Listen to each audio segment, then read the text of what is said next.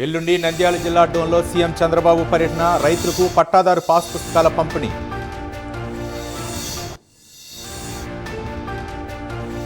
మావోయిస్టులకు మరో big shock, Revanth Reddy సమక్షంలో లొంగిపోయిన 124 మంది మావోయిస్టులు.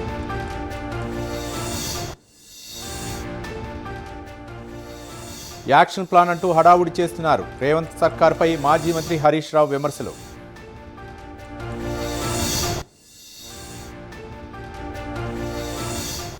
లొంగిపోయిన మావోయిస్టులకు ప్రత్యేక హెల్త్ కార్డులు, వారికి ఇల్లు కట్టుకోవడానికి సాయం చేస్తామన్న సీఎం రేవంత్ రెడ్డి.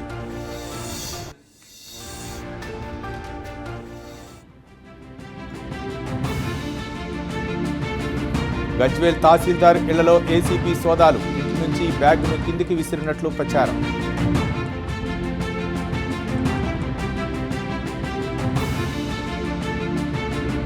లాలాగోడ్లో కల్తీ అల్లం వెల్లుల్లి పేస్టు గుట్టు రట్టు, 4 అరెస్టు, భారీగా ముడిసరుకు స్వాధీనం.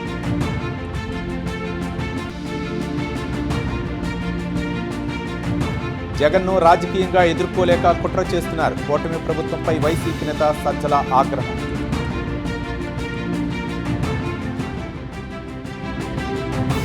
రాజమండ్రి కల్తీ పాలఘట్టంలో పెరుగుతున్న మృతులు, ఇప్పటి వరకు 11 మంది మృత్యువాత.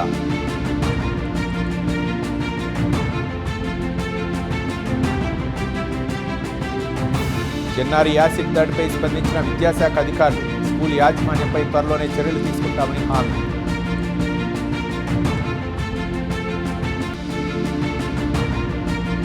కాకినాడ జిల్లా ఏలేశ్వరం మండల పరిసరాల్లో చిరుత సంచారం, అవసరమైతే తప్ప బయటకు రావద్దని ఎమ్మెల్యే సత్యప్రభ సూచన. విజయవాడ కార్టూన్ సెర్చ్లో కాల్పుల కలకలం, బాలాజీ హోటల్లో తనిఖీలు చేస్తుండగా కాల్పులు. అమన్గల్ వాసుదేవాపూర్లో భారీగా బెల్లం పట్టివేత, పక్కా సమాచారంతో 900 కేజీల బెల్లం స్వాధీనం. గద్దర్ అవార్డ్స్ని ప్రకటించిన జ్యూరీ, ఉగాది రోజున అవార్డుల ప్రధానోత్సవం.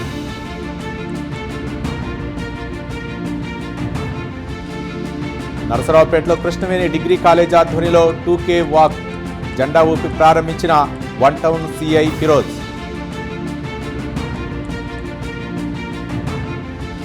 దశాబ్దాలు గడుస్తున్న వంశధార ప్రాజెక్టు పూర్తి కావటం లేదు, పనులు పూర్తి చేయాలని రామ్మోహన్ నాయుడికి ధర్మాన కృష్ణదాస్ విజ్ఞప్తి. మరోసారి కోర్టును ఆశ్రయించిన విజయ్ భార్య సంగీత, విజయ్ ఇంట్లో ఉండేందుకు అనుమతి ఇవ్వాలని పిటిషన్.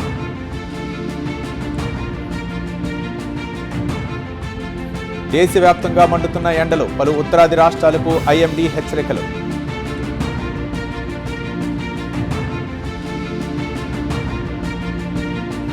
లెబనాన్పై కొనసాగుతున్న ఇజ్రాయెల్ దాడులు, దక్షిణ లెబనాన్ బేకా వ్యాలీ మార్తబాలా మిసైల్స్ ప్రయోగం.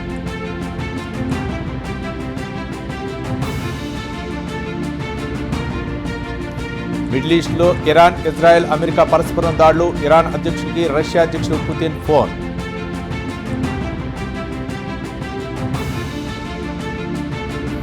8 రోజులుగా ఇరాన్లో ఇంటర్నెట్ షట్డౌన్, యుద్ధం కారణంగా నిలిపివేసిన ప్రభుత్వం.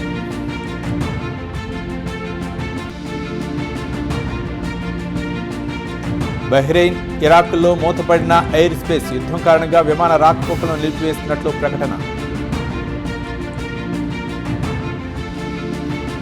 లెబనాన్లోని బాల్ పీక్ హర్మిల్పై ఇజ్రాయెల్ మిసైల్ అటాక్, 4 చిన్నారులు సహా 11 మంది మృతి.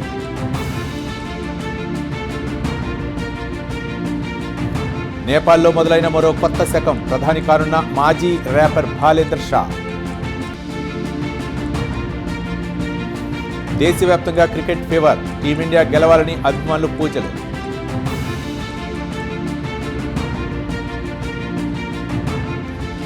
రేపు అహ్మదాబాద్ వేదిక ఫైనల్ మ్యాచ్, కప్ కోసం భారత్ న్యూజిలాండ్ హోరాహోరీ పోరు.